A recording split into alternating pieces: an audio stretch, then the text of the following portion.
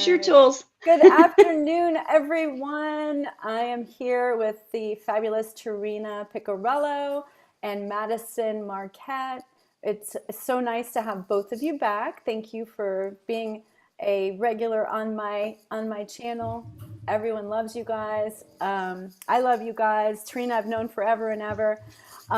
This all happened. The reason we decided to do this is because there's been some pretty big waves in the YouTube community, not just in my group, but in lots of different groups. There's a shuffling that's going on. And so, you know, I'm one of those people that I'm not the fire and brimstone religious person. I'm the gentle, quiet, you know, constructive. I believe in pouring out love instead of getting to the bottom of things, because I understand that no matter who somebody is on this earth, it's a tough place to be, and I give people a ton of grace. So what I've learned in my journey and going through the desert and facing Satan in one-on-one is that I've learned that I respect that each person is at a different place with God, and God is within everybody, and I have faith in that 100%. And so I had gotten through kind of my own little waves and forgiven, kind of let it go. I believe that there's three kinds of business: my business, your business, and God's business. And so if it's not my business, I'm, you know, going to leave it alone. And so I got over it really quickly. I was okay. But one thing I didn't predict, and that's that this is the first time I'm ever going through something publicly, because I've always been a very private person and I've never had a channel. And even though I have a small channel, I still have a lot of people who absolutely love and encourage and lift me up and care deeply about me. And so a lot of them were upset. There was a lot of collateral damage through, you know, some of the things that were being said about me or about some of the people that I work with. And so I haven't had to handle that in a public space. So what I wanted to do was encourage them, because I even had somebody go, "Oh my God, I couldn't sleep last night. It upset me so much. It's so discouraging." And I also had been on the phone with Madyson, and she had recently gone through something. And before I turn it over to Madyson, I want to cover a couple of things. One is I go by what I see. And I love this. It's the law of correspondence. It's the fruits that the person's giving. And I personally have witnessed Madyson on the phone, mad at somebody. I'm talking fire mad. And I watched this girl process her own emotions while I'm on the phone with her real time. And within 10, 15 minutes, she was like, "You know what? I just need to forgive that person." And, you know, and she was looking at all of the good that, you know, was possibly there.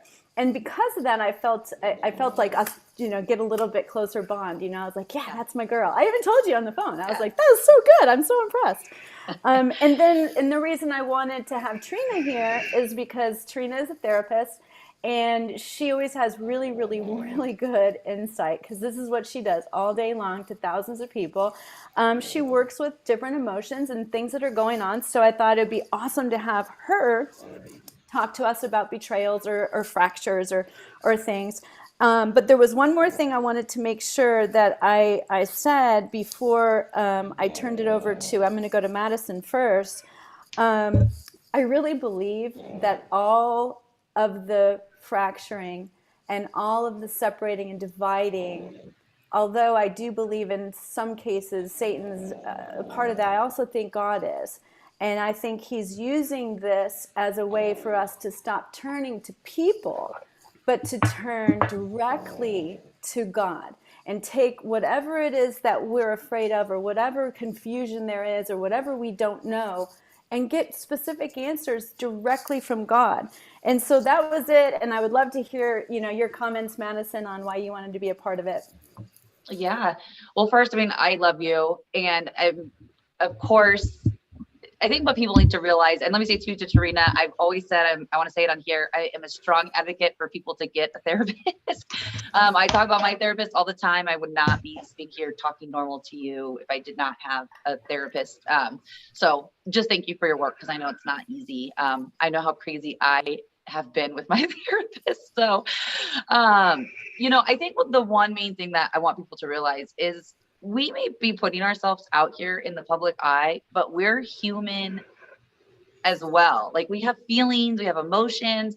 And so, like, there is a right way to do things and a wrong way to do things. Now, when I've outed, like, say, these pastors and that kind of thing, people tell me I should abide by, was it Matthew 17 or 18? You don't abide by certain things if these people are not walking, like, if they're doing demonic things, like trafficking children or women, that doesn't abide by that, doesn't abide by the Bible. So I've called these people out. Now, if you do know someone is walking with the Holy Spirit, you cannot just attack them online or wherever. And like, I'm so hated and attacked. Like, one of my admins on my Telegram page told me, I've never seen someone trolled and hated online as much as you are, other than Trump. Now, I do not put my level at Trump in no way. Like, he's obviously on a different level, but I did take it as a compliment. But people got to remember too, that's out there. You're getting attacked, daggers after daggers after daggers. Like, have a little grace for us. You demand us to have grace for you. And when I'm saying you, I'm not talking to anyone in particular. I think it's like a general statement for them. Maybe, I don't even want to give it a percentage, but a lot want us to give them grace, and we do, but give us a little grace too, because we also live our normal lives. We have families. You know, I think a lot of people think that maybe, you know, Carmen and I and other people have these things that are helping us with social media and with our lives in general. I have a team only to help me extract children. That is my team. And I have a few close friends that help me admin my page and look at my messages, but it's mainly just us. So there's just, I see a lot of chaos right now. The devil loves chaos, and that's where we're at. And, you know, I think that there's going to be an awakening, but a bigger awakening. And I'm not talking about politicians, celebrities. It's going to happen all over. It's going to be the government house, the church house, the courthouse, the schoolhouse. It's going to be all houses.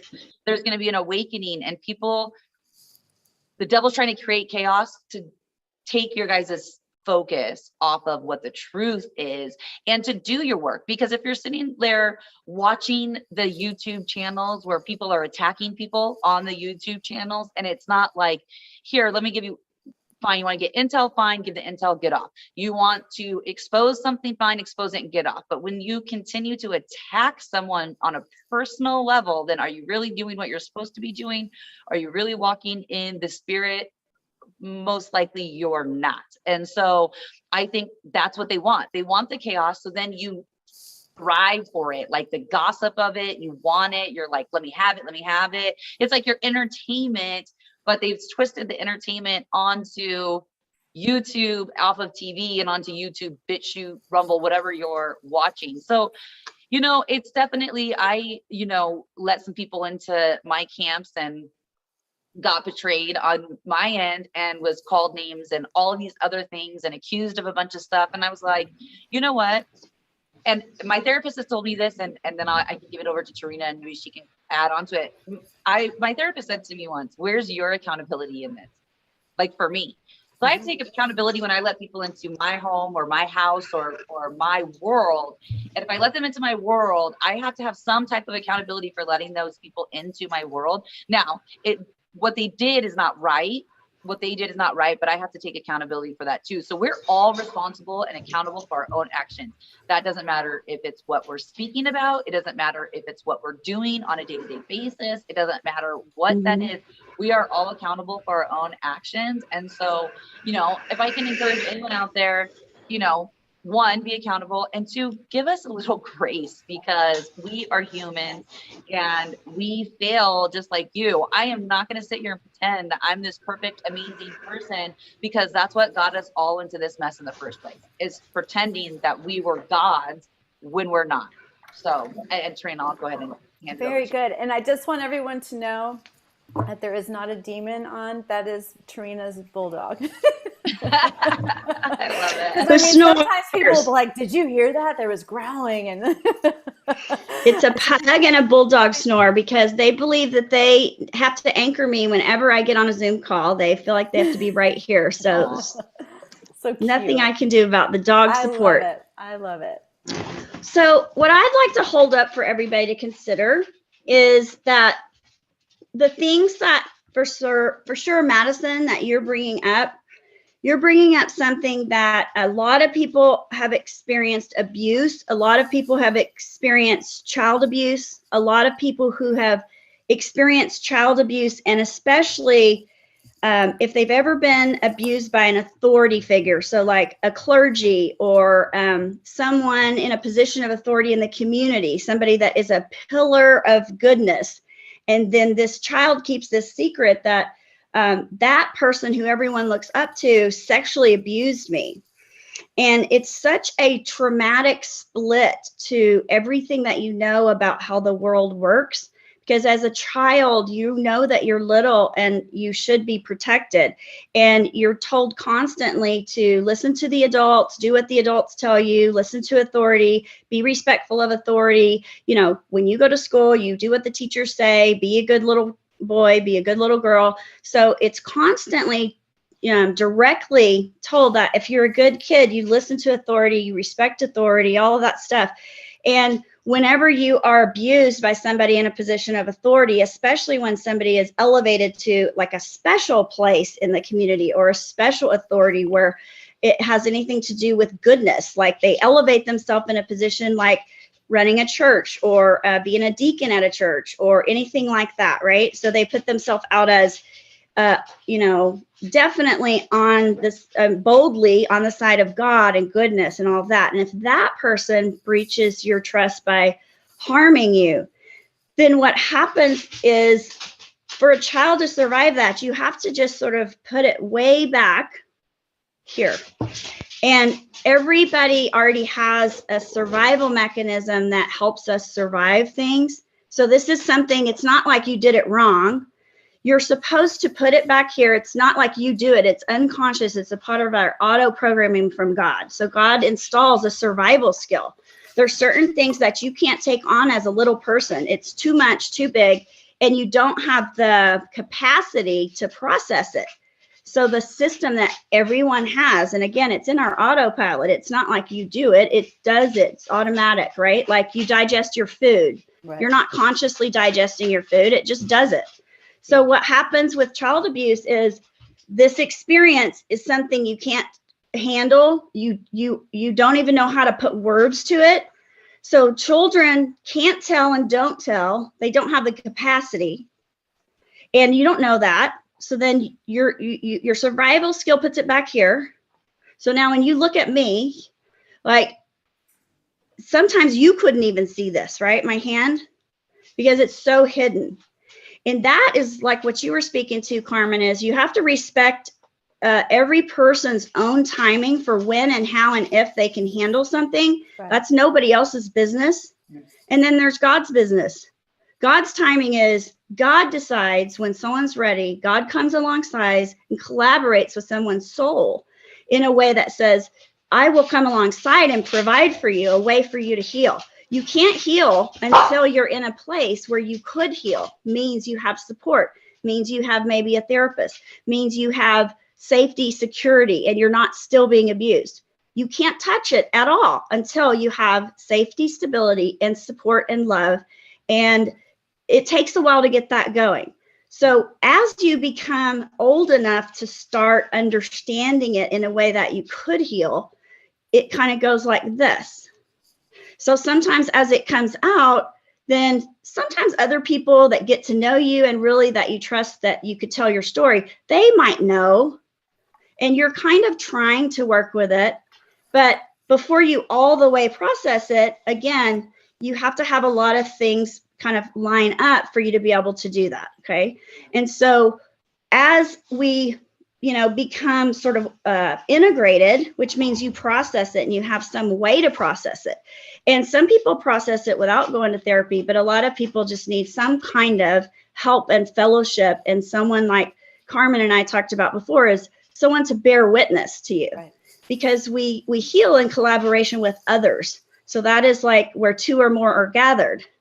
Mm-hmm. So am I with you, right? So it's like, yes, there is a very important part of another person witnessing what happened, because as a child, no one knows that happened to you, and the person who victimized you made sure of it, because if someone knew, you would go to jail. It's a crime. So the adults go to great lengths to make sure they don't get caught so they can keep doing it. What keeps it going is no one telling. Okay. And so as you are a child and you grow up and you have the capacity to heal, you realize as an older person that is gaining wisdom and really healing that, hey, that's a crime. What happened to me is actually against the law. So, and then you say, well, and if it happened to me, it could be happening to other children. So it is just a responsibility of all adults to stop child abuse. Let's just be real specific here. Child abuse is wrong. It's against God's law. Once you're an adult, it's your responsibility to protect children. Yeah. So you have to tell. Children don't have. Too. You got to believe the children. That's one of the things is that we don't believe. And not to cut you off, I apologize. You're probably getting there. I'm just like, we have to. The thing is yes, but there. I've done a lot of different shows where people have said, I told and wasn't believed. And so when a child, most likely a child is not lying about sexual abuse. They're just not, because they don't, just kind of like you said, they have it back here. They don't know what they're saying to us when they're telling us what had happened, because their hormones 100%. And their sexual awakening has not awoke yet. I didn't mean 100%. So everyone needs to rewind this and listen to what she said. Every word that she said is true based on, if you look at academically, clinically, so, clinical training, research, and my experience as a therapist. Everything she said is true. Here's what happens though. Someone that you're telling as a child, their childhood trauma is back here. So you say, Mom, Grandma, Uncle so-and-so abused me. My brother is sneaking in my room at night and molesting me. The pastor at the church touched me inappropriately and is making me scared and uncomfortable and told me that I'm not allowed to tell you, but I want to tell you because I don't want to go back to Sunday school. If that person has this, they will kind of lose it and they will attack you. This is why it happens. How dare you say that? So now they haven't processed this yet and they don't cognitively remember it. So their trauma goes, and it's just close enough that some part of them that's a disintegrated part of their consciousness. It's not in their consciousness. And it's so bad and so horrible, they haven't even touched it with a 10-foot pole. Yeah. That is why you get attacked. And that is why most abuse is multi-generational. Most abuse has happened to at least 3 generations before. So most of the time, if you disclose it to a family member and they haven't processed theirs, you're going to get shut down big time. You're going to get shut down because it's an unconscious protection. And that is the Shakespearean don't attack the messenger. Shakespeare had some pretty profound things for us to ponder about how some of those famous quotes show up in our life. That's a very classic one. And attacking the messenger is because you are now getting close to having me remember something that I don't want and can't remember yet. So really, it isn't so much that they don't believe you. In fact, they usually do what they're saying, but they're speaking in code. They're speaking in code and they're saying, I cannot handle this. Yeah. I cannot handle knowing that children have been abused by someone they should trust. Because if I listen to you, then my memory might come up. and I might fall apart and not be able to be put back together. Now, if this person is also not being supported, they're in an abusive relationship, they're still very disempowered, they have no sovereignty, and they have not healed, all they can do is attack the messenger. And Madyson, you are right. When I was a child and I was sexually abused, and I finally told somebody in my family, my entire family attacked me. That's what always happens. So everyone in my family said, you know, what is your problem? What's wrong with you? What, you know, what has happened to you? Like, you know, you used to be such a, you know, nice, caring, like together person. And gosh, what's happened to you? As if I had lost my mind and I had gone off the deep end. And also in churches, it is a part of the teaching. And now it's like, well, they're at least smart, right? When you want to cover your crimes, you have to kind of be good at covering your crimes, because otherwise you're going to get caught. It's going to stop, but also you're going to go to jail, and you might, you know, you might truly have people come after you to kill you, because if you abuse their children, they might get you before you get to jail, right? So it's very dangerous for the person that has committed crimes, like legally, physically, spiritually, right? So sometimes when you don't have a witness, that's why, again, Carmen, we talked about bearing witness. Yeah. If no one saw it, we can all sort of go, well, maybe it's not real. Like, well, did anyone else see it? Like, if you just watch human behavior, if you just say, wow, this happened. Well, are you sure? Like, did someone else see it? So even if it's just something silly, we go, the like first thing we do if someone's standing there is we go, did you see that? Right? Because this is a thing that's been around for thousands of years, that people know there is something going on that's bad. They've seen it. It's around. It's so common, unfortunately, that children are abused. It's a high percentage. So what's really actually going on is, even if you tell, no one believes you. Even if you tell, they'll just come after you, which is true. That's what we do. Adults won't do the right thing by me. It's going to cause more problem for me in my life, which again, it's not like you did it wrong. It's the support is wrong. The adults are handling it wrong. But traditionally and historically and statistically, when a child tells, the likelihood that the adults handle it horribly and it makes it worse is extremely high. That is what almost always happens. And so that same thing is happening in the macro, right? It happens. It's micro, macro. And then at the church level, what is absolutely true is that the leaders in the church from hundreds of years ago knew that they were going to do that and continue to do that. And they didn't have any intention of stopping, because what's a better cover for child abuse than a church? It's the best disguise. There's a lot of charities doing it too. But yes, but right. It works. So what there's a psychological sort of profile of clinically where we find people that it's sort of like, to the degree they've done really, really grave crimes against humanity and things that they know the masses would just not be able to get over, that they would not be forgiven.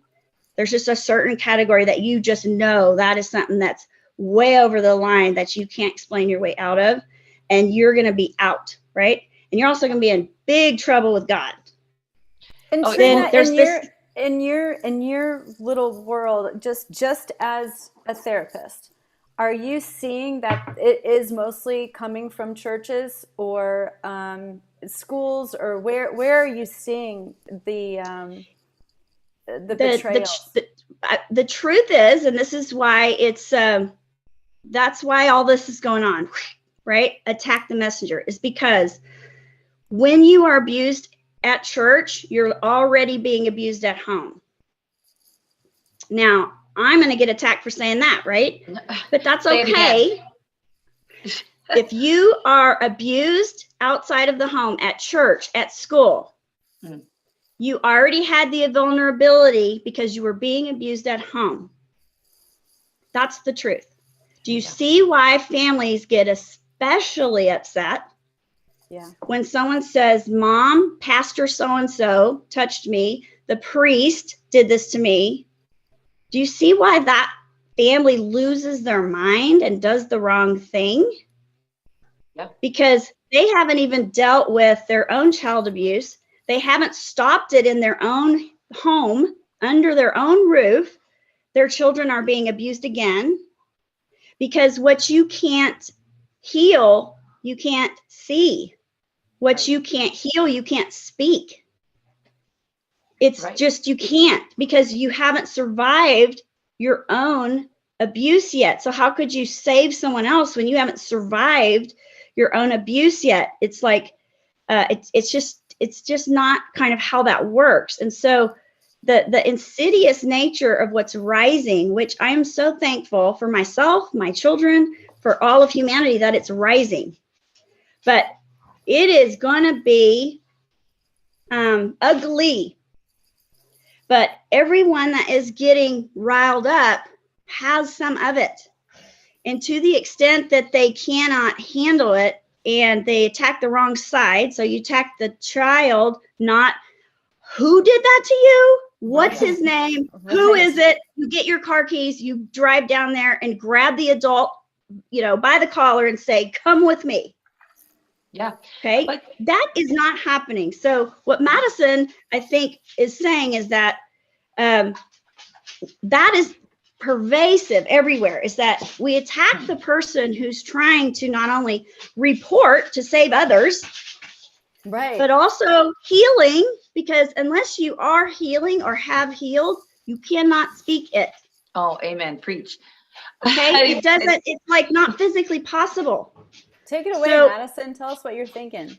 I just, it's everything. I mean, I just love her. I'm like, she reminds me of my therapist. I mean, and I've had my therapist for many years. It took me a long time to get therapist. Just everything she's saying is so right. This one, like, everyone gets Comforting. Yeah. You know what? There is a comforting in it, because I mean, listen, my therapist, I've had to call her sometimes at midnight. Like, she's like, I've had this woman on speed dial, and one, as a survivor victor, because I'm not a victim, I could not, she's right, speak out if I didn't have my healing from it. But then as she's speaking, what it's reminding me of, and here, this is where I get hate, because, and I'm going to say God, because I know people, I've been talking about the real names of Jesus and learning them, but I think it's going to be confusing for people watching. So I'm just going to use the name of God.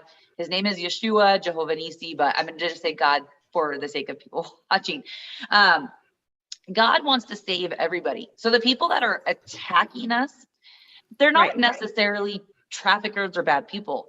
They have a hurt and an abuse that they have not yet dealt with before. Yes, before. That is it. So that's where when I was talking to Carmen about a particular situation, she's right. I was mad. I mean, I was like, okay, again, because when you are healed, you learn to process things the right way and to not react. When you're not healed, you react. So when you react, then ensues chaos in your life. So you react, and then here comes the chaos. Why does the chaos happen? Because you're used to the chaos, because abuse in any sense is chaotic and should not be in any child's life. And unfortunately for adults, and I had many years of chaos in my life until my therapist again said, you're creating the chaos. You're comfortable in the chaos. You have to get uncomfortable in normalcy to be comfortable in it, which is like the weirdest thing back then. But what that's called in therapy is resetting your baseline for normal. Yeah. So if your baseline for normal is abuse, trauma, chaos, uncertainty, unpredictability, then inside your body it's this, and outside your body is this. Because in your home, people are screaming and yelling and hitting each other, and nobody is safe, and there's no comfort, and nobody's doing what they're supposed to do to be a healthy, happy mammal. And so then in the inside of you, you have no choice. You have to have homeostasis. So homeostasis is my insides have to match the outside, or you can't survive it. So you have to kind of sync up with the chaos in your family to survive it and then get away. When you get away, your internal baseline for normal is set to this. So then you have this because they gave it to you. You didn't come like that. That's not your original God setting. No. Okay. So as a therapist, my job is to reset people to their original God setting, their original biological mental, emotional, physical, spiritual self that can feel God, can hear God, can conceptualize God, and can heal and stay in that place. And then what you're talking about, Madyson, is as you then are a person in the world, it isn't wrong to emotionally react to something that is wrong, bad, dangerous.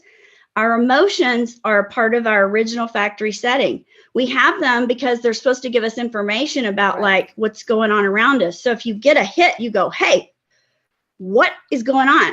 And if something is wrong, you kind of should show up with an appropriate level of heat because you need to be a part of the world that continues to have things be about right, not perfect, but just about right, following God's laws. So what you're talking about, Madyson, is that you had somebody work with you to teach you how to work your process, but not for you to walk around as a dead robot person that just sees someone kicking a puppy and you go, oh, well, it's not my business. But not even a dead robot or reacting and killing the person kicking the puppy. Like, you know what I mean? But that's an overreaction, right? So you don't want to underreact and you don't want to overreact, because over and under is an inappropriate response. So when you can go and then you get yourself back, in that zone of being regulated, and that means you can think and feel, but you're not so feeling that you can't think. Right. Okay. So when you're too far up, you are too emotional to be logical and rational. So that's dangerous. Yeah. Oh, absolutely. So you got to pull it down. That movie, this is my kids, because sometimes we do watch movies. It's that movie where it's like the sadness. Do you guys see it? Oh, like yes, the little emotions in the thing. Yeah, where it was. Oh, the Inside Out. Inside Out. Yes, it reminds me of the that. Best therapy movie ever. Yes, it's like you have to process your emotions, and I was taught when I was younger that you can't have your emotions. If you had your emotions, you were crazy. And then when I got trafficked, I learned to control my emotions because that's the only thing I could have control over. So as I got older, I had to process what was a normal reaction. You can't, same thing, because I would go from one extreme to absolutely no emotions, nothing, no smiling, nothing. And I knew that I had a problem when my oldest son told me, Mommy, you don't smile a lot. And I was like, there's a reason why I'm not smiling, because I've closed off everything and I had that process. So it just reminds me of that movie. And there's so much hurt in the world. I mean, I notice it with people that attack me when I name one of their favorite people that they follow, love, or anything like that. They'll believe me up until that moment, that someone that they might have watched and entrusted could betray them like that. So it's kind of like you said back here. That's all that's happening. What's happening is they go, it's happening again. I trusted a family member and they betrayed me, and I'm not over it, and I haven't even processed that. So now if Madyson just said someone that I trusted and they are doing something like that, then that puts them right in a hole. That puts them into that dark night of the soul. Right. And so temporarily they're going to go, no, that can't be true. Stop saying that. Yeah. Because if it's true, see, it will be fine if you have support and you have a process. But if you have nothing and you've never even touched it, it's just rough, because they're like, no, I want to feel like I am better at judging character because I can't handle being abused again. I barely survived the first one.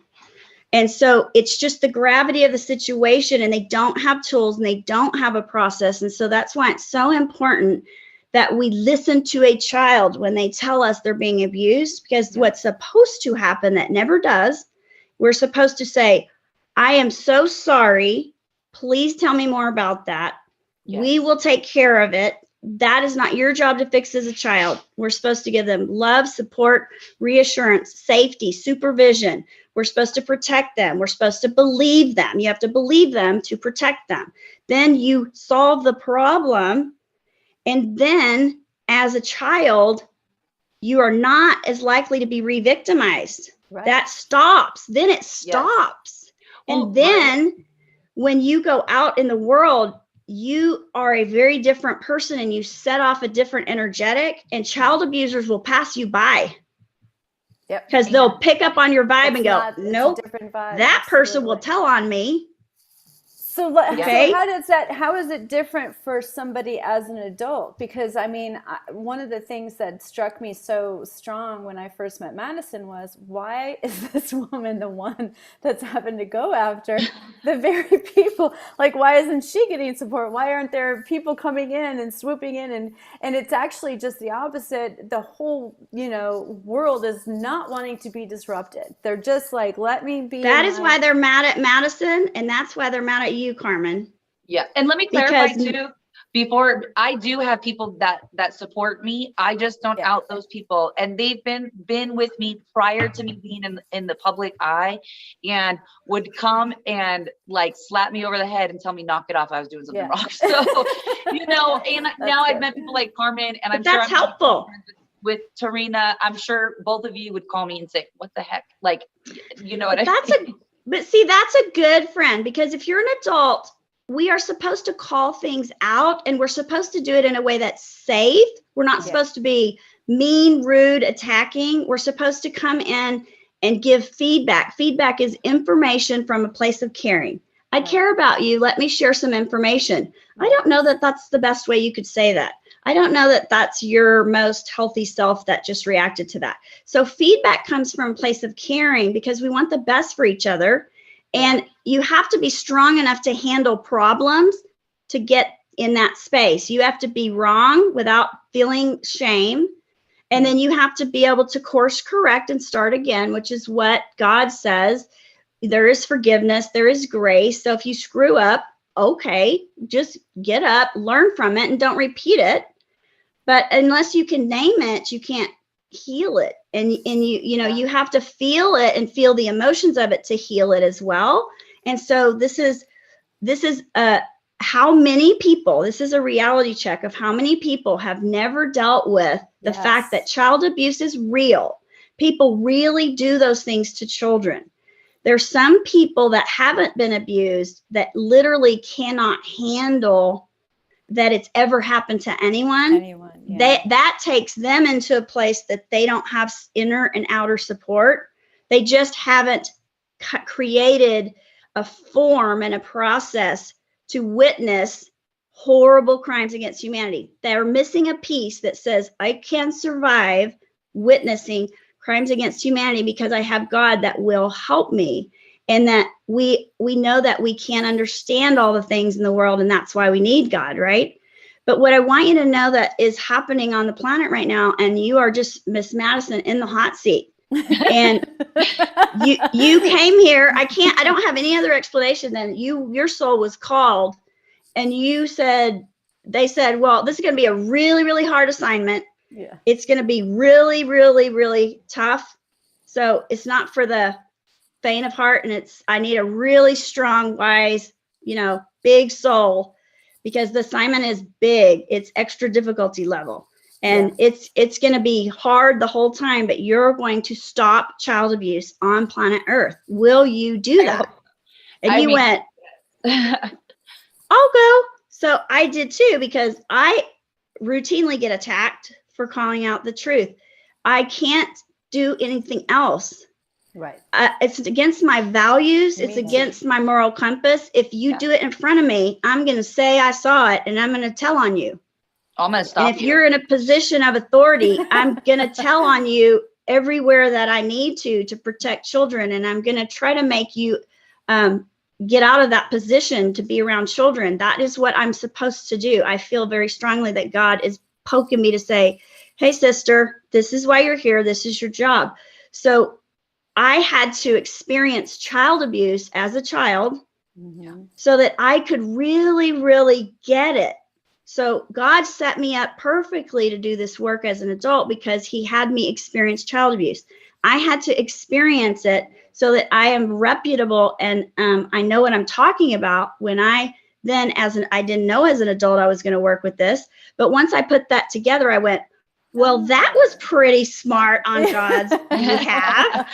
He's super tricky that way. Okay. So it's like, there's always a positive. When you survive something, you are stronger, wiser, and a better tool for God. When you survive it, God can use you, but God can't use you if you haven't survived it. If you are still wounded and broken, you can't be of service. So it's like there's just like little steps. Yeah.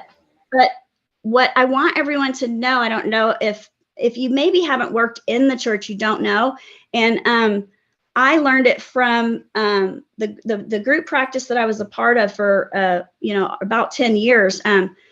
We were sort of approved providers for big religious institutions. So it was the one place that religious places felt like they could safely send a priest for rehabilitation or a pastor for, it was usually when there was some big scandal, and then they would be sent to us to fix them or treat them, or yes, sometimes that. So I didn't participate in that. So, I would fire myself and say, no, I won't work with this person, because if they're not here to heal, I'm not going to sit with them. If they're here to say that they came here so they can continue to have a cover for abuse, I'm out, out. Right. Yeah. And so what I learned from working with some of the priests that leaned in is that they are taught, especially the nuns are taught that if you see something, you do not speak it. If you're a nun in a church and you see a priest abusing a child, you have sinned greater than that priest if you speak it. Do you know that they teach them that? But it's not only, but let me tell you, it's not only the Catholic Church. It is rampant in the non-denominational Christian community. It's the same thing. And you know what they use? And they twist the Bible and they say, well, if their wives knows, well, wives, you need to submit to your husband, and women need to submit to men. Let me tell you, I'm not submitting to you at all. If you're doing something to a child, I'm going to take you down each and every single time. And I'm going to either go to prison myself, and I have to be careful here because I do extract children, or I'm going to arrest you myself, because under the Constitution, legally, I can arrest you, and I will. So I'm in your soul group. I'm right there energetically. And here's what one of the clergy that worked with us, we healed him and his child abuse, because he had been abused as a child, then became a priest, then was an abuser. He did the real deal treatment. And then as a part of that, we continued to have a relationship, and he was continued to be helpful. And he was a part of the healing team from then on.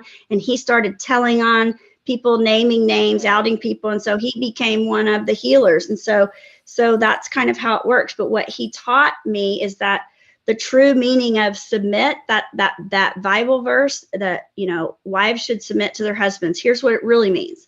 What it means is that women have women's intuition. It is a true thing that we have, that we are supposed to offer to the partnership of the masculine and the feminine. Yes. Women have women's intuition. In a brain scan, the hippocampus in a female is bigger. The hippocampus is the part that relates this to this. How does this relate to this? So women have a bigger capacity for connecting how this affects this. How does this behavior hurt relationships and hurt this and this and this? And men are more like a line, right? So there's a partnership. We need both. So that quote, what that really means in scripture is, men, listen to your wives, because the word submit, if you look it up in the dictionary, it means to present. So I'm going to submit a paper to be graded. I'm going to submit my doctoral thesis to get a degree.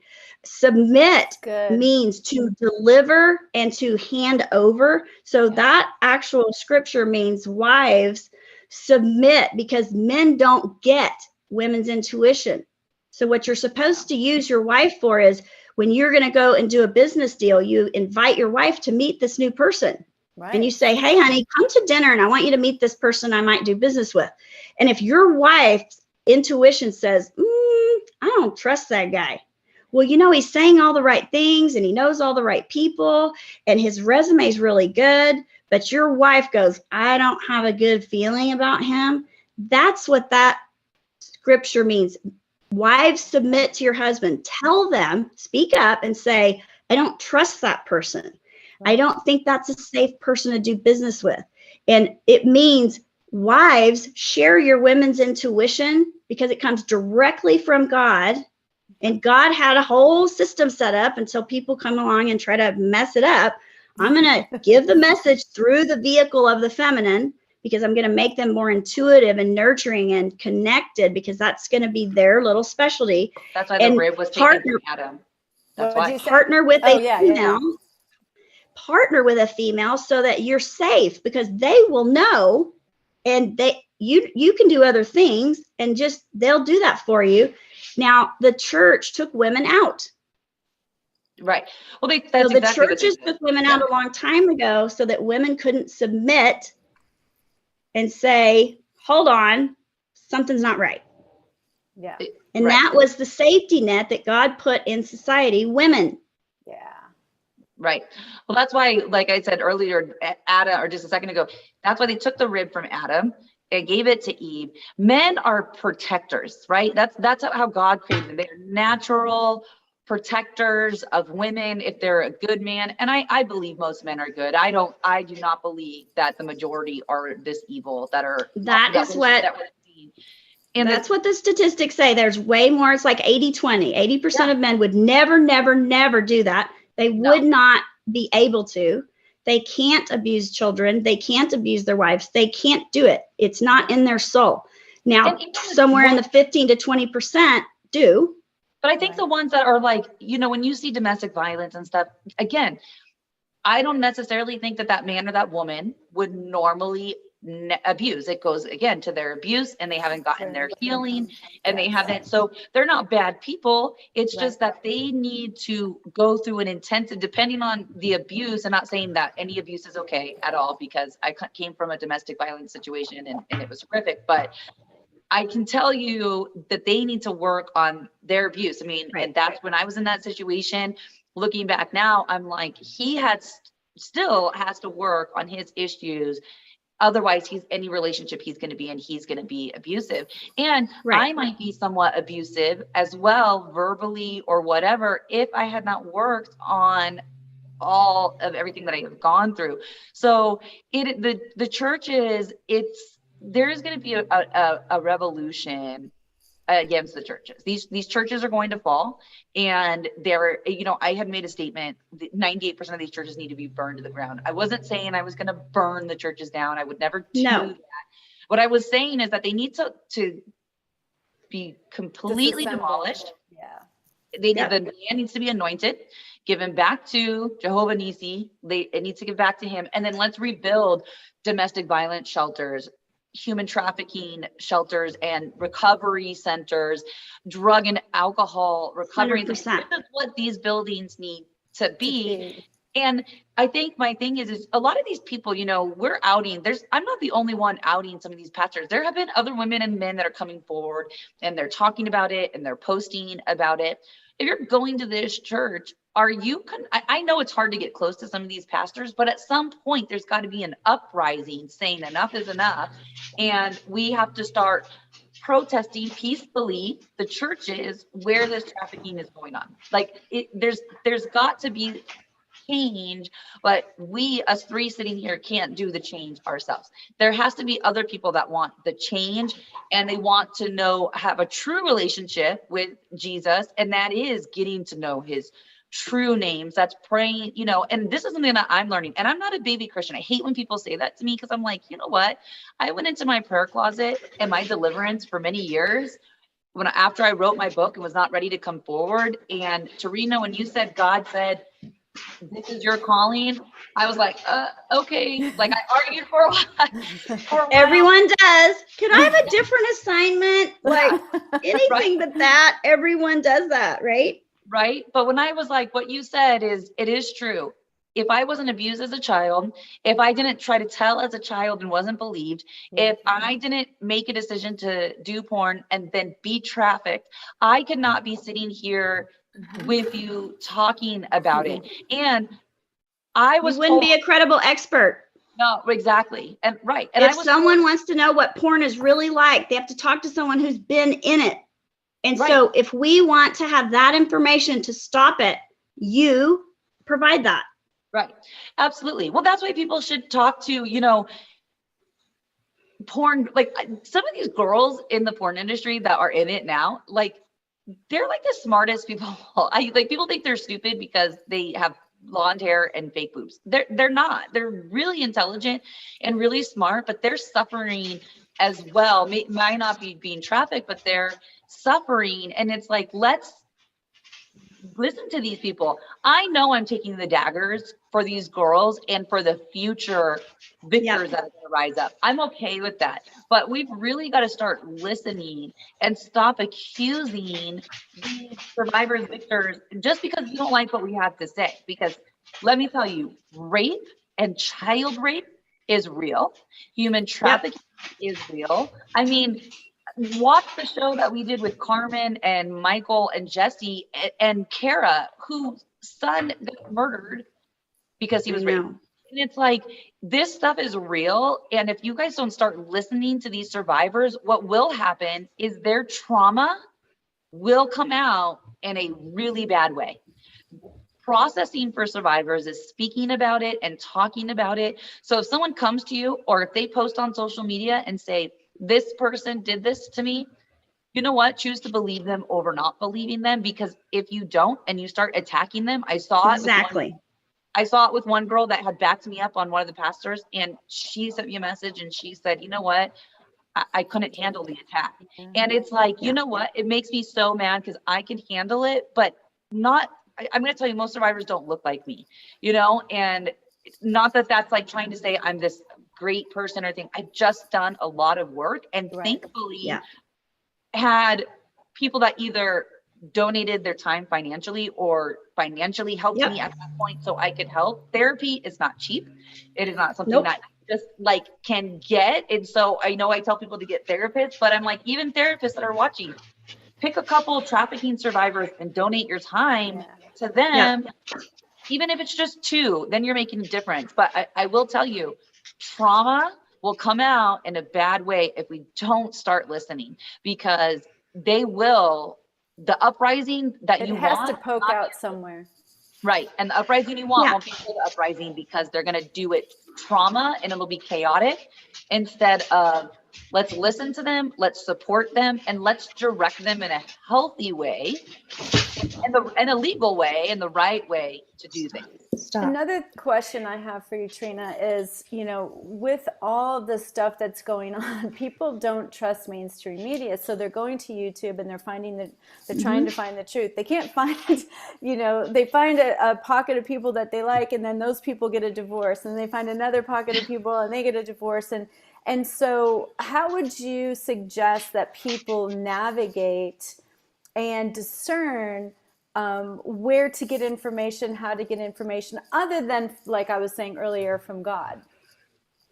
Well, this is the other healing that's happening, is that we are called forward once we're an adult. So the brain forms until the end of your 25th year. So anybody that's 26 and older, you're supposed to get to this place where you get centered and present. You learn how to use your instrument to feel God's answer, to feel the presence of God, the wisdom of God, the knowing of God, and the direction of God.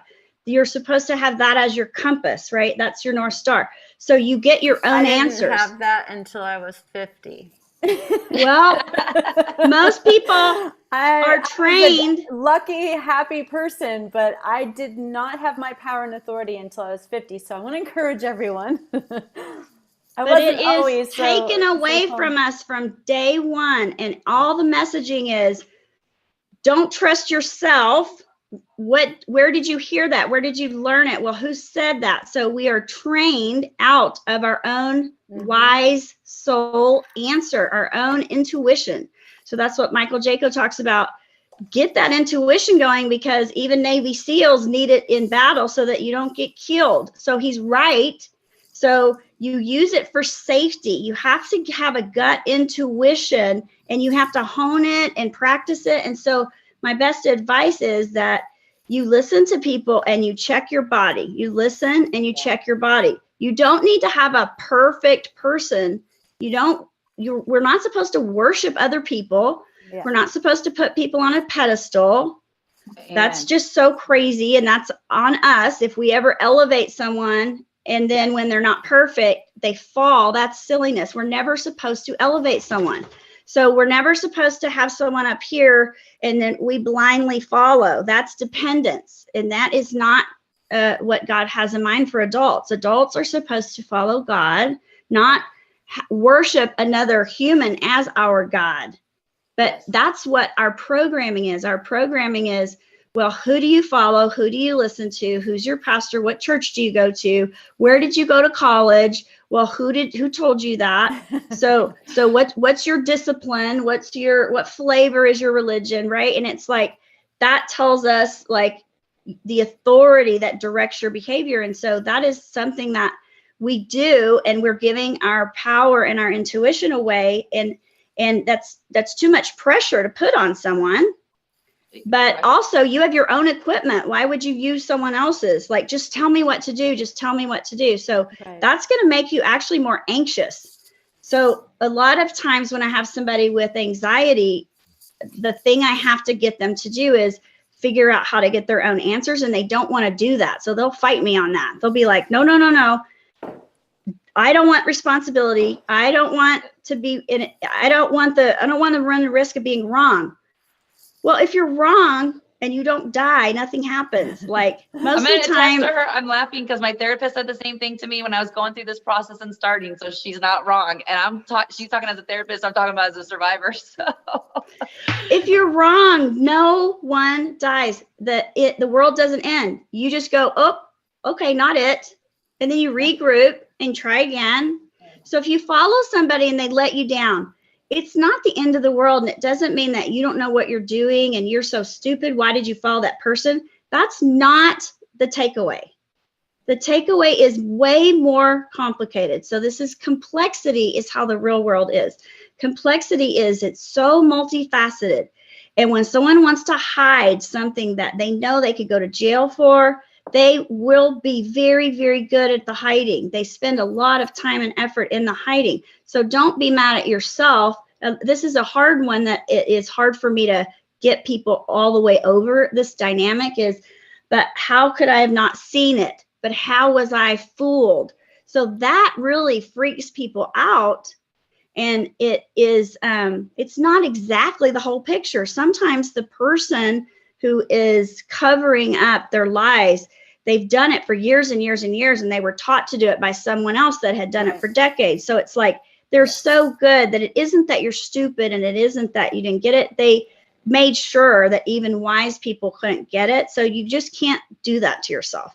Now, sometimes there were obvious signs that you missed. So sometimes that's also true, right? But it isn't always. See how people don't want to think I'm so stupid.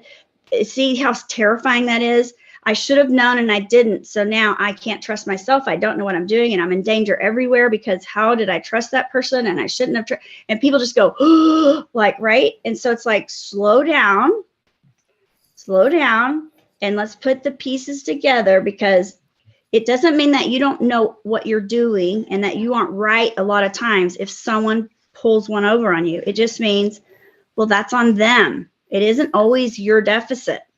Not to mention, I think it isn't always about you.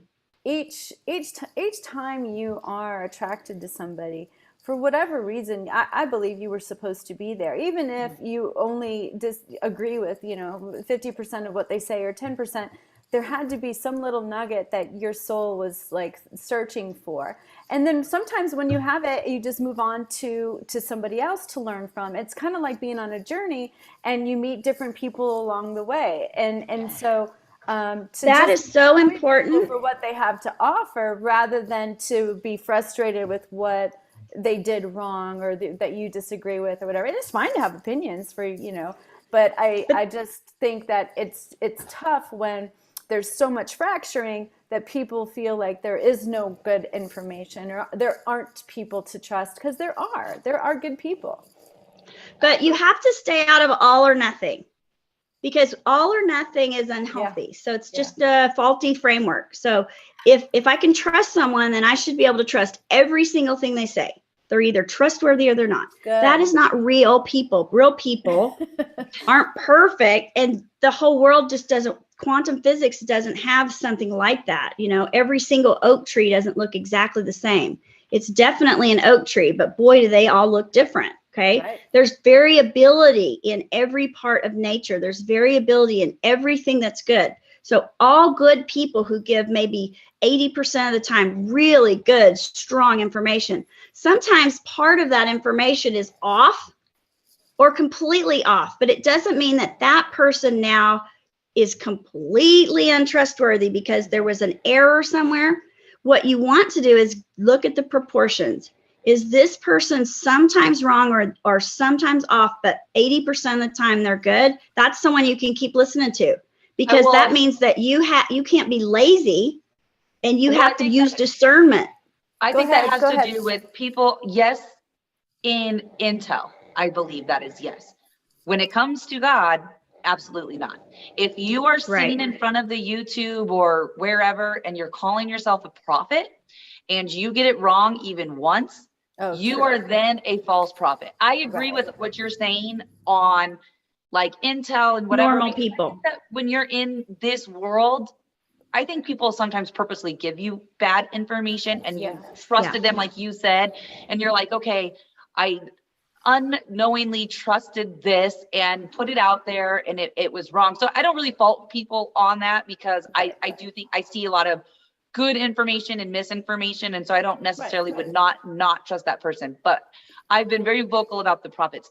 God does not get it wrong. And so when you are sitting on anywhere and you're saying you're giving a now word from God, and that does not happen, even if it happens just once, you're a false prophet. And I didn't mean to cut you off. I just was like, I think it's great. No, I think that's a good,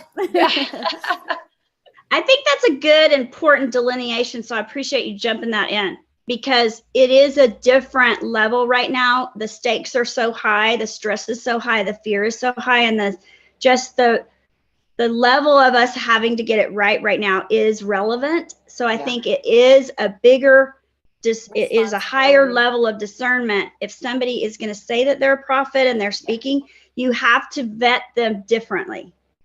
Yes. Yeah, absolutely. Because that's where it's like some of these, and they've come after me because I've been vocal about the 501c3 status. And what people don't realize is I'm vocal about this because I was trafficked through churches, not only celebrities and globalists, but churches where that is what they use to hide their money through government funding, and the government helps them hide it. So yes, I'm vocal about that. But then these prophets are coming after me because I'm like, okay, if you're on, here's my other thing too. If you're on YouTube and you're not, like, let's say a truther, right? As the name that they call people. You're not one of the truthers, but you're saying I'm a prophet, and then you're giving this epic like word that God gave you, right? This epic word. And then in the middle of it, an ad pops up and it's like a naked porn ad, or come to my strip club or come to Hooters. Right. Why, if you got this now, God, wouldn't you turn your ads off or not have ads on? God wouldn't have this. That's demonic in every sense of the, just demonic. And on top of that, you've gotten it wrong multiple times. And I'm not talking about just one in particular person. I'm not, it's like, so people are like, well, she's talking about this person, talking about this person. I don't watch a lot, but the things that I've seen, and then when I start getting attacked, I'm like, well, let me go watch you, and maybe, because that's how I learn, maybe I am in the wrong, let me go watch you. But when you get it wrong and you're like obsessed with different celebrities and that kind of thing, and you're saying that these kids are going to die and like, you know, all this stuff, like that's where it's like the chaos comes in. There's not truth. And then it's like, let's call people names and it's like, what's going on? What you're talking about is being congruent. When you're congruent, that means that who you say you are is who you are everywhere. And it's so important that you spend the energy to be congruent. So you're right now being a very good teacher, Madyson. You're being a very good teacher. So everybody needs to rewind what you just said and listen, because be a student, be discerning, look for context clues. And that's the answer for how do you know if you can listen to somebody. You have to look at a lot of factors. You listen to how you feel when they talk, but you also look at, are they congruent? Is everything that they're connected to, the people, the ads, other associations, you have to have integrity and you have to line up with your values. So that is how you do it when you're in that sort of sovereign whole place. You really do be mindful that people are following you, and it's an energy resonance. You're not going to hang out with people, and you're not going to, sell a part of your process or your audience with things that are less than the integrity of what you're saying. It just doesn't go together. You wouldn't do it. And so that's a great way for us to be discerning, is congruence. That is so important, because that's what true healing is all of the things that at your level of ability is everything a match. Because unless that's the case, it's not whole and kind of safe enough. If you have one part that's just totally out of sync, then it's not solid. Right. Yeah, that's so good. Well, you're being deceptive. I don't know how much time you two have. I could talk all day to both of you. But Madyson, I would love to get an update on anything that's going on with you, what you're doing going forward. If you feel like sharing it, you don't have to. Oh my gosh, what's going on? Well, we just went to Louisiana. I don't know if you saw that. I was just really, I don't know why I like because of the storm or the hurricane. Well, yeah, and there was, we had done an interview with these two girls, and I was just like, I want to help, and so we raised money. I'm actually going to go there again. I'm going to do it a little bit different this time. I think it was kind of chaotic. I just kind of like went just on a whim. Yeah. And so now, like, we're going to do it a little bit different, and I'm trying to kind of figure that out, because some of the we had like a little bit of the money left, and I want to make sure it goes to maybe like particular families, and so that we can go and maybe they go shopping with us and we get what they need, because they can give you a wish list, but sometimes it's easier to just go to the store and be like, I need this. Or if you can go and see them, sometimes it's just money, like, and you can actually see that they need that. And I definitely have some extractions that are coming up. I got the boot off my foot. So I can walk. I mean, I have to be careful. I mean, my doctor tried to bench me for a month and a half, but I don't think I'm going to listen to him. And then I do need to take a break. I know that mentally and physically, just the things that have come out. And I do know that it's going to get harder in the coming months, and I tend to not rest. And so I need to rest, and I need to kind of like, I think you said it, Terrina, earlier about, in your own household. So I need to make sure that my own household is feeling loved and feeling, so that's kind of what's coming up for me. I mean, I'm sure I'll do interviews. I know I've kind of taken a step back, but I mean, I go on extractions and I don't have anything with me. No one knows where I'm going except for my team. There's one person that knows in my entire life. That's because if something happens to me, she has to get my kids. So, yeah, but I don't have anything. So people like get mad at me. They're like, you aren't responding to me. I'm like, I don't have a team. I have people that help me, but they also have lives too. It's not like I'm sitting here and have millions of dollars to pay these people. They're just donating their time to help me. So, and there's only so much of you to go around, which your therapist is probably telling you this, and that you are not the only soul that God put on the team. So I know your therapist has said this. Children at once. But it is true that you are one of a few, and that is wrong. That is wrong. It's wrong that there's not more people healthy and strong enough and driven enough to do that, because the children have to have an adult come in. A big person has to come in and pick them up and carry them out. So someone has to do it, and it is very hard for me. And I would guess for you is that it's hard to understand why there aren't more people lining up. Why is everybody just sitting at home on their couch when they could go save a child? I don't have the answer to that. Well, I mean, what I've noticed, and because I'm trying to build my team, and so people will reach out, and then I'll have like my team, my team that we do extractions.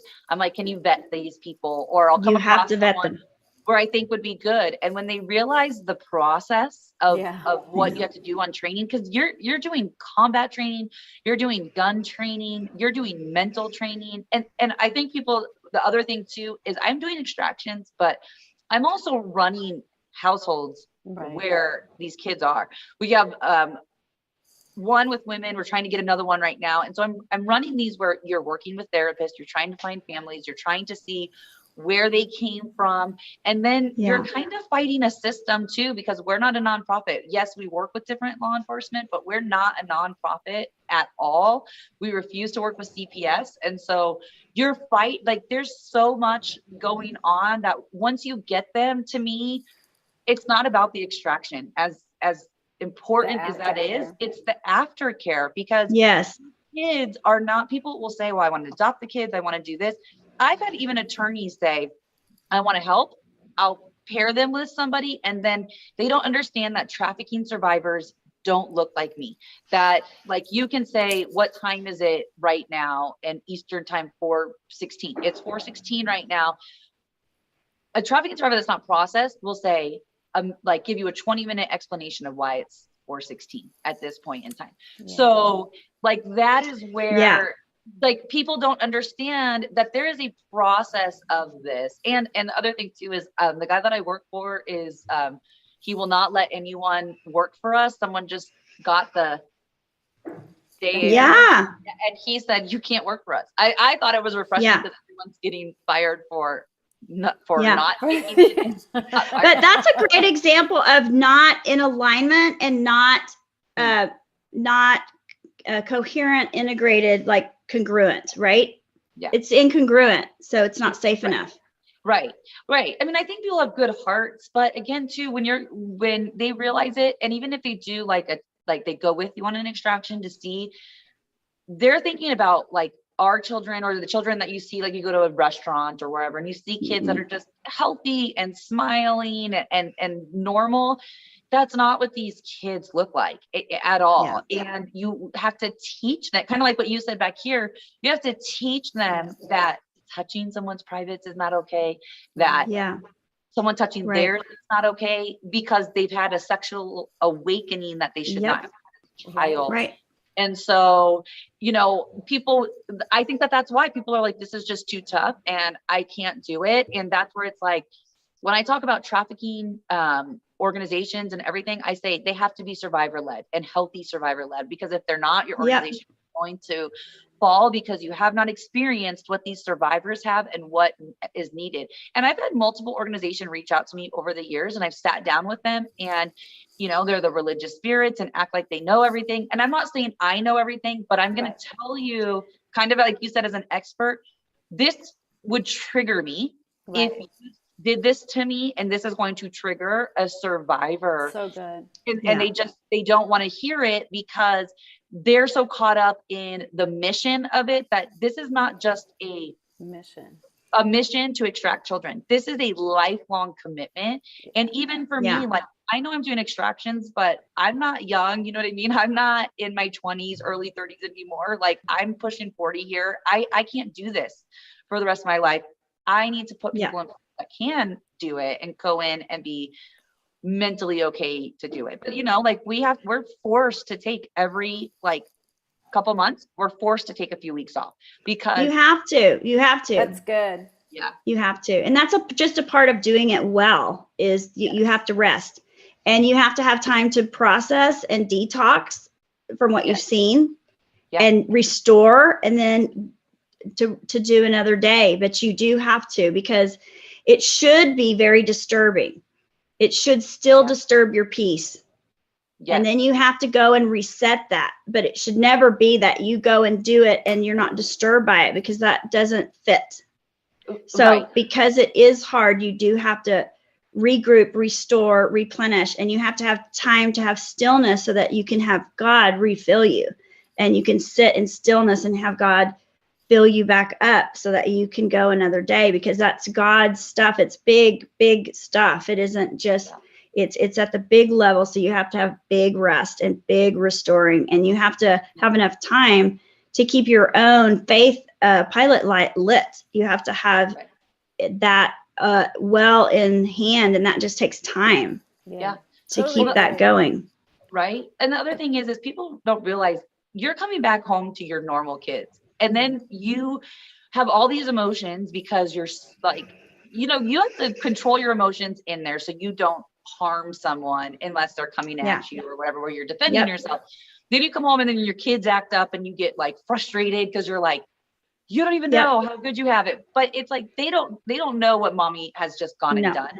So there is a lot of levels of aspects in this line of work that, and it's the same, I'm sure, with therapy, because I know how crazy I've been with my therapist. I mean, I've been not nice to her, and you know what I mean? Now I'm a little bit different, but in the beginning, so there's just like a whole nother level that goes into what they're doing. So, I mean, I pray that more people line up, but I pray that more therapists line up and say, okay, listen, I don't have a lot of time, but I can take on one survivor full time. And like, I mean, that's my dream, is to be able to have a list of therapists. So these survivors, because I think that that's important. And, you know, I was going to Christian therapists and I could not stand them. They would say, pray about it. And I literally, when I was in the midst of it, because I grew up in a Christian home where that they used Jesus to abuse, I wanted to throw something up there each time. I might have at some point, just because I was like, I don't want to pray about anything. So my therapist now, I mean, I love her. She's a Jewish, like, old lady. Like, I mean, she's not old. She's like, that's great. But she gave me life skill sets. And then I was like, now I can find a spiritual advisor to help me process the demonic side of it. But you have to find someone to teach you life skill sets to live a civilian life, how to communicate, how to talk, how to look someone in the eye, how to, like, there's a lot of things that you have to learn that either was stolen from you or you never really learned in the first place. So it's kind of like being a child again and walking into that power, but you have to have a good therapist that can teach you life skill sets. And people are going to hate on me for this, but I don't think it can be a Christian therapist, but it's not to start where you have to pray about it. You cannot say that to you can't. Yeah. And sometimes what I was taught by a minister who was one of my clinical supervisors. And so he has the street cred of the minister stuff. And then he became a therapist. And he said to me that he himself, after 45 years in the field, he doesn't know that Christian counselors are as helpful because can be a little bit of a leaning on the spiritual bypass, is what he called it, which I think that's a good way, is you bypass the rough spots and the ugly stuff with covering with prayer, which prayer is a necessary part of it, but it's not the whole thing. It's a part of it. And you do pray and you do all of that, you know, some of the things that they would give you, and you study scripture and you work on your faith, but you also have to do, you know, emotion regulation. You also have to, like, get your life supported. You have to learn life skills. You have to replace what you missed learning as a child. And then you also have to expel your trauma from your nervous system. And so there's a lot of pieces. It's just not the only piece. And so that is what I find to be true as well. And also what I would say for you, Madyson, that I was given the gift of someone older than me doing this longer, is when you work on this type of a playing field of healing, and you're working at the most difficult level of things that a lot of people couldn't even witness, really big, tough, strong people can't see it and be okay, is that you do have to have a process of protecting yourself and sort of transitioning from being in that environment to walking in your home. And so I didn't run across that until I had been a therapist for maybe, I don't know, like 7 years. And then one of the older therapists gave me the gift of saying, you know, if you don't have a process for that, here, let me share some ideas. And then he said, try some things until you get a process. But what I would do is I would leave my office, and just to make sure that, because my specialty is trauma. So I deal with the most acute kinds of trauma. So that's what I do all day long. And because I'm human, I want to stay human. Some of the things I heard and witnessed during the day really moves me and really sits with me and disturbs my peace. But that's okay, because that keeps it relevant and healthy. And I'm probably a better helper that I'm bothered by what I'm hearing. And so, but I can't walk in and hand that to my children Right. because their mom's a therapist. So what I do is I have like a little process that I will, it's a 30-minute drive. And then in 30 minutes, I give myself time to like just process through the things that were the most disturbing. Some of it I can process through in that half hour. And some of it I would say, well, I have a sense of why that's bothering me. And I have a sense of what my process will be, but I have to make time on Saturday to just have an hour to myself, because this is a little hard and this one's bigger, and I have to go back to it, and I have to take that time to do that separately and heal it. And then if it's something disturbing, I pull over and I just sit for a while and listen to music, and I might call a friend for support, and I just, get myself tucked in before I come home. And then what I had in my garage was a little thing of water. And before I walk in my house, I just take water and I just clear myself, and I ask for the Holy Spirit's assistance. I ask that God just clear that off of me, anything that is not mine that I don't need to keep, but anything that is not mine. And I just like it. Any of the other stuff that is just not mine to carry, I send it back to God with love, and I ask God to carry anything that's not mine, and to let me carry what's mine, that I can continue to heal and learn from it. But I just sort of do that little like cleaning, then I walk in my house. Good. I love it. So good. you want Yeah. to kind of keep your instrument Madyson, clean. I was telling Madyson she should have any of the women that come to her, or any of the victims. I mean, there's males and whatever, but to watch the videos that you did about bearing witness and about recovering after coming out, because that is, really, really, really heavy when you've never done that before. You've just lightened the load, but you also have a lot of space now that you're not used to having. Yeah. And you have to replenish it. So when you move something out, then you have to put the good stuff in. You know what you're trying to get rid of, the trauma and the abuse. But when you clear in that space, what is the other thing? Because for me, as a child, I didn't see anything healthy. Yeah. All I saw was trauma, abuse, and neglect. So when I got away from it, I was like, well, what is the other stuff? I kind of get that I don't want to do that, but what else do you do? I'd never seen it. Right. So I had to go and find people that had something I had never seen before. And then I had to put time in to let them kind of coach me through like, oh, okay, that's how, because I couldn't have even guessed what the opposite was. So I had to be around other people that sort of reparented me and filled in the holes. And then it's like, oh, I could do that. Okay, I get that now. Because sometimes it's just like you have missing software. And so that's why we heal in a community. We heal in collaboration with others. And so you really want to have. It's so important that we all can come together and not attack people and be as gracious as we can. I mean, sometimes people really do step on our toes. And you just have to look at, where is it coming from? What's the intent? Does it really have anything to do with me? Because a lot of times it doesn't. A lot of times it's their trauma poking its head out, and you go, oh, there it is.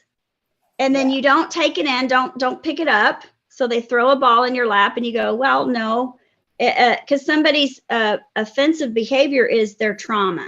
So as a therapist, I know that, and your therapist, Madyson, that's why it didn't bother her when you went kind of like, that's your trauma, that's not you, and it's not personal. And so you don't, it's just a part of how you get to it. To heal it has to come up. So what we can do is be a witness and be that loving container where someone can show us their worst self, and we stay unconditionally positive regard. Because when someone shows us their worst, it's usually what happened to them, not who they are. Yeah. They're showing us their childhood trauma. That's how I see it now after being a therapist. I go, that tells me what happened in your home when you were little. Yes. That's not about me.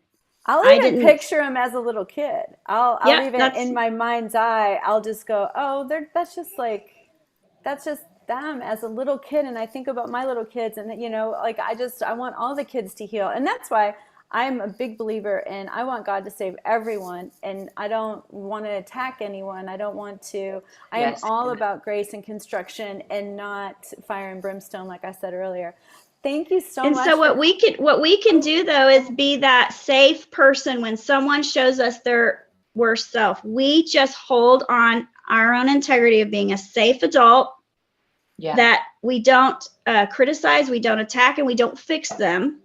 Right. We just hold the space, We love them until they can heal. Yep. Don't take it personally, because then that way they can continue to work with it. And when we show them unconditional positive regard and grace, I love your word, Carmen, about grace, it really moves somebody, because when we don't attack them and go after them and get defensive, they kind of sometimes have never had that. So what we want to do is give them an opposite, healthier experience. Just like when a little kid has a meltdown, like, it's not about you, and you just wait until it passes, and then you still love them. So we hold that space, and sometimes that can be really, really healing for the other person. Yeah. So true. Because it really sticks with them. They're like, wow, she should have really told me off, and she just didn't. and it really can start that cycle of healing going. So I'm just so thankful, Carmen, that you wanted to do this today, and I'm so happy, Madyson, to meet you. And this was a real gift to me. Yeah. And I add one last thing to what you just said of the kids throwing a tantrum and you doing it with these people. You know, my therapist has told me, you know, because I've talked about everything under the sun, and she's like, when your kids act a certain way, they know that you're not going anywhere. I think when these people that are attacking us and calling names and you don't react, they're going to start realizing what a safe space is, and it's going to be in who they didn't think was a safe space.